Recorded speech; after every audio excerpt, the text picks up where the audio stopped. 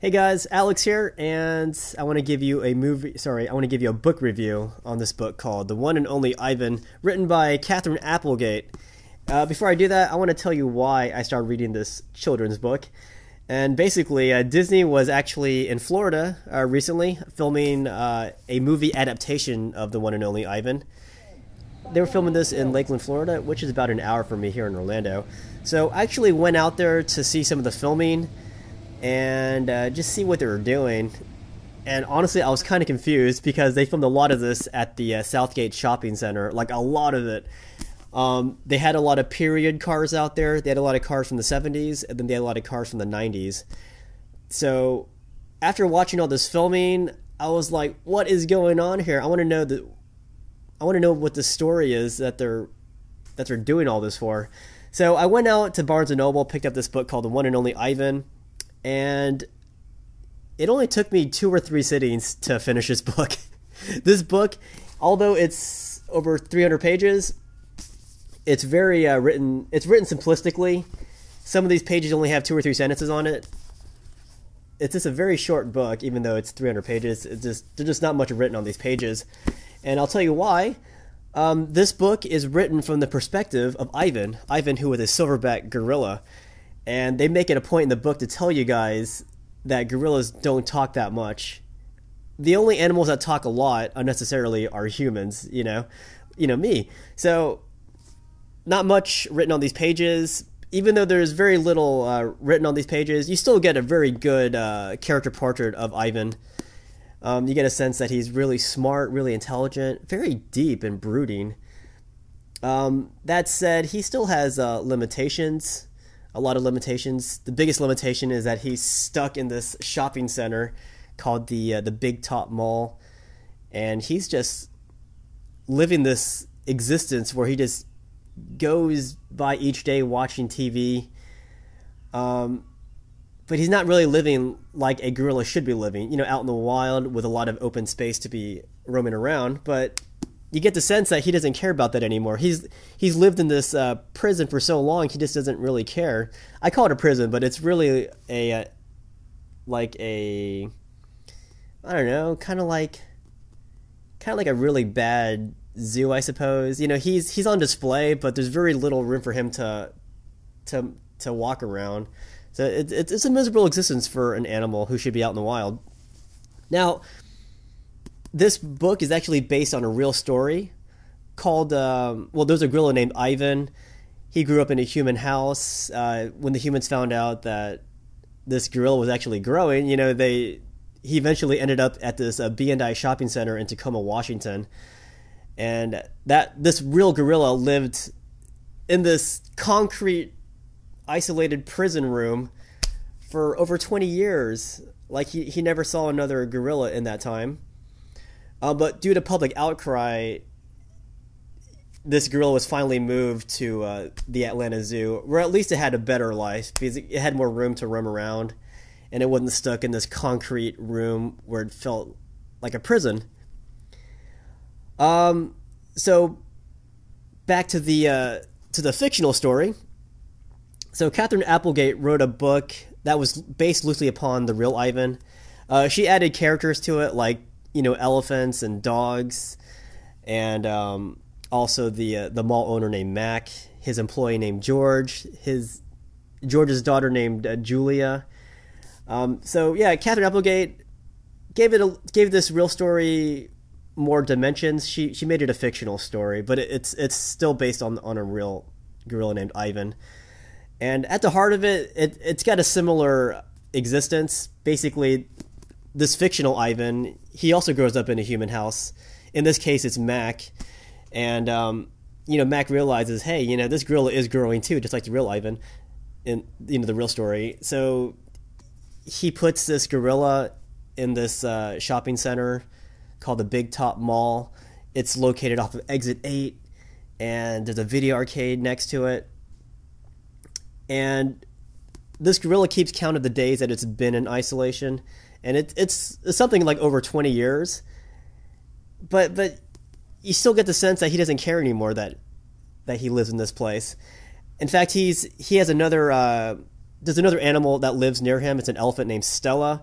It's a very old elephant, and she realizes that it's a prison that they're in, but they don't really seem to care that much. They don't really seem to care until this baby elephant named Ruby gets thrown into the mix. When they see this baby elephant being introduced into this atmosphere, they realize, hey, we might have been okay with these living conditions, but this is not a living condition for a baby.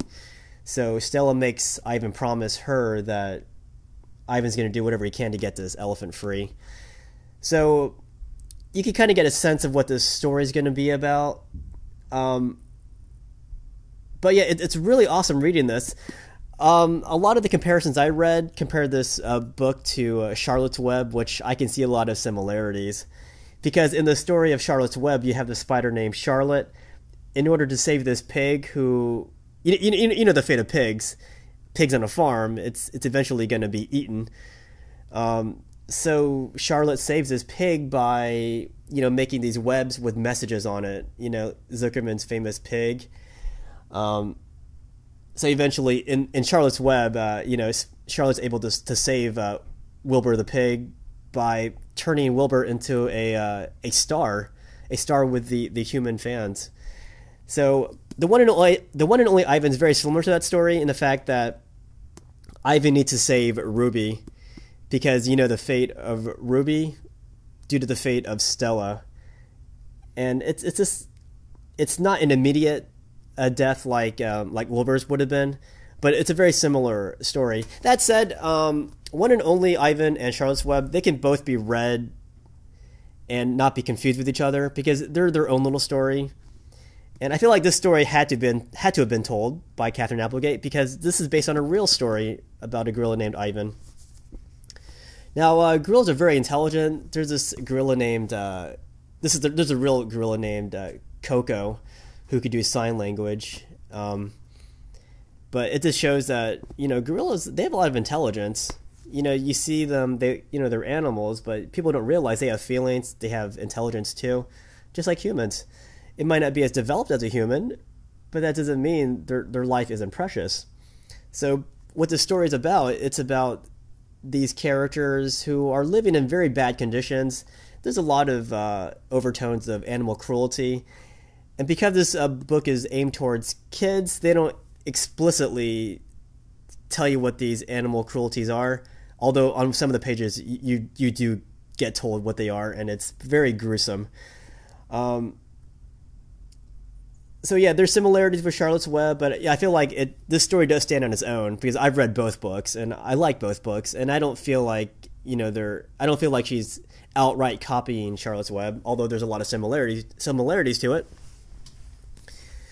So the real story of Ivan, there's public outcry about Ivan's conditions living at this B&I shopping center. So as I said, it does spend out its remaining years in isolation. I mean, in a zoo, which was more open. And he got to live a little bit better at the Atlanta Zoo. Unfortunately, the real Ivan did pass away a few years ago. That made some pretty big headlines. Very sad. It's sad that he lived so many years at that B&I shopping center because that was like the bulk of his life in that shopping center. But at least finally, public outcry did lead to him being transferred to the Atlanta Zoo, where it lived a better life. So this is kind of like that too. But in this case, Ivan wants to save Ruby, the baby elephant, from living the life that he's living because he got used to it, but he doesn't want this baby to be living like that either. But that's just not right. There was a lot back in the day that that people got away with, like raising exotic animals in a human house. But since then we've come a long way in realizing that that's not very safe for the exotic animals or the humans. And then you have these shopping centers like the B&I shopping center, which house these animals in these very bad conditions, and places like that are starting to fade away too. So anyways, after reading this book, I love the book a lot. I'm probably gonna read it again soon. And I do want to watch this the Disney version of this book when it comes out in 2019 or whenever it comes out. I do got to say this. I don't know how they're going to make this. I mean, I know they're going to make it into a movie, but I want to see what they do with it, because there's a lot of dark undertones in this book, and I want to see how much they show in a Disney movie, because I'm pretty sure this movie is going to be geared towards kids. But that said, this story is about animal cruelty.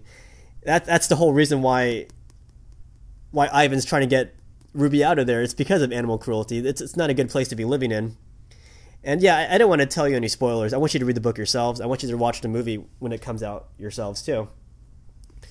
The author, Katherine Applegate, she does make mention of, being inspired also by Charlotte's Web too. Well, she at least mentions that book in her acceptance speech when she received some award, the Newbery Medal.